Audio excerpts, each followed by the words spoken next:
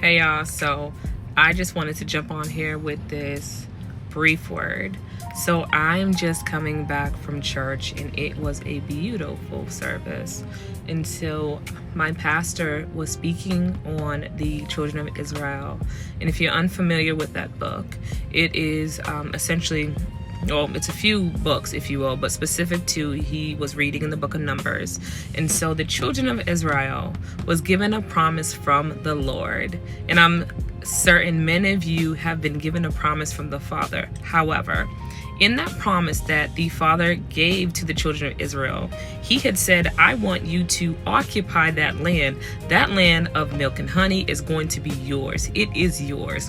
However, in the interim, right, the children of Israel, they were exposed, if you will, to the idea of a promise that seemed like, I don't know, Lord, this is a little big. This is big. This is great. This is wonderful. However, there is someone else that has occupied that promise in that time, right?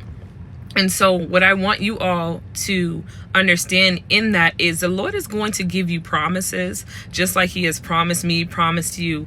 And so you might think that promise you're not prepared for. You might think that promise is something that you cannot occupy, but the Father is telling you that I am giving you the bandwidth to occupy that very thing. And so I encourage you to challenge your faith.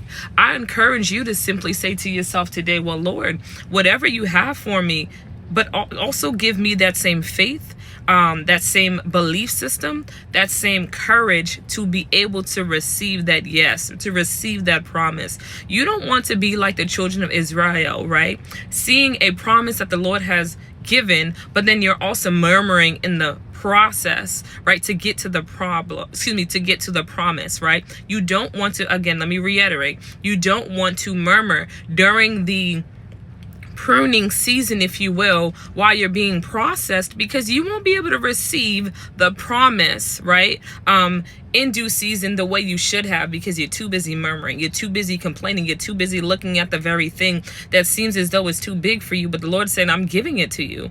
And so I encourage you, brothers and sisters in Christ, right, do not be like the children of Israel when they were ignorant, stiff-necked, right, if you will, lacking of knowledge and lacking in understanding who God was in this season. And even in the book of Numbers, the Lord was talking, for example, let me circle back, the Lord was talking to Moses and Moses said, well, Lord, who do I say that you are to them, right? Who do I tell the children of Israel, like, who you are?